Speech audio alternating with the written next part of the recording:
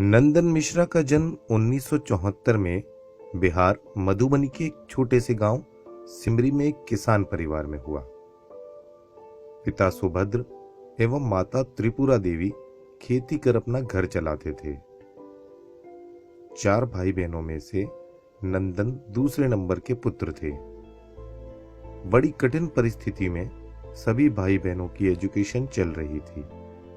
नंदन के ऊपर बीए करने के पश्चात काम करने और पैसे कमाने का दबाव पड़ने लगा और वो नौकरी व बिजनेस के लिए हाथ पैर मारने लगे। लोन लेकर बिजनेस भी किया, उसमें भी वह कामयाब नहीं हुए और नुकसान हुआ। प्राइवेट नौकरी बोकारो झारखंड में कर रहे थे। तभी रेल में सफर के दौरान एक अजनबी ने आरसीएम का प्लान बताया। वो अजनबी आरसीएम के सफलतम लीडर आनंददेव मिश्रा थे।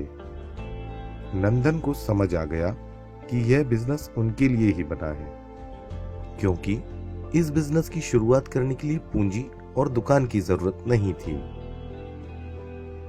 नंदन ने इस बिजनेस को करना शुरू किया और प्राइवेट नौकरी छोड़ दी।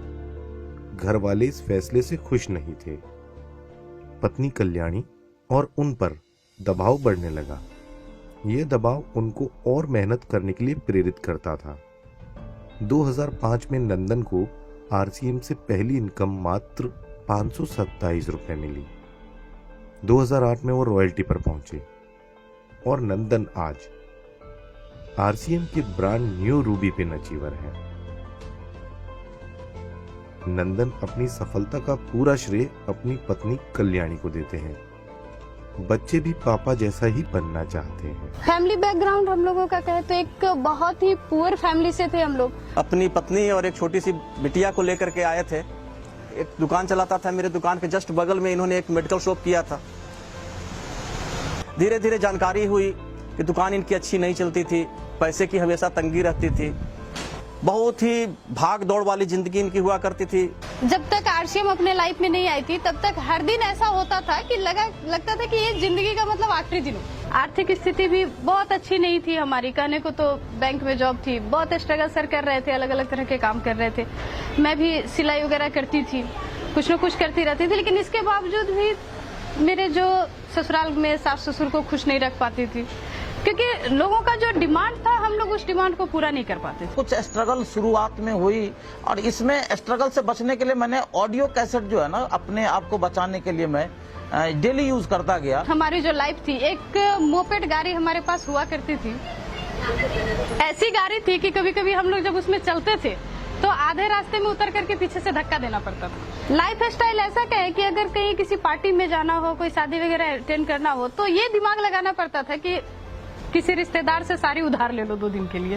ये कैपेसिटी आज आरसीएम बिजनेस ने दिया है कि इनके बच्चे जिस चीज पे उंगली रख देते हैं, सर ने कभी मना नहीं किया। आरसीएम से वो लाइफ मिला है कि आज अगर कहीं हम लोग घर से निकलते हैं तो कार में ही घूमते हैं। यहाँ तक कि मेरे बच्चे जानते भी नहीं है कि ट्रेन में स्लीपर क्लास कैसा होता है।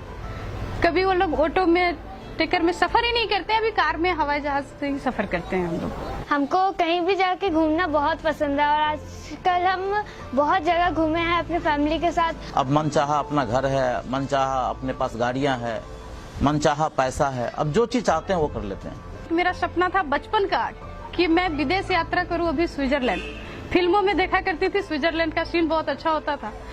जब मैंने सर को बताया कि मुझे स्विट्जरलैंड जाना है तो सर बहुत हंसे और सर बोले कि हमारी जो स्थिति है उस स्थिति में मैं ज्यादा से ज्यादा विदेश तुम्हें नेपाल तक लेकर के जा सकता हूँ। लेकिन आज जब आरसीएम से पहली बार मौका मिली जाने का विदेश, तो स्विट्जरलैंड का टूर हम लोगों ने किया, काफी एंजॉय किया।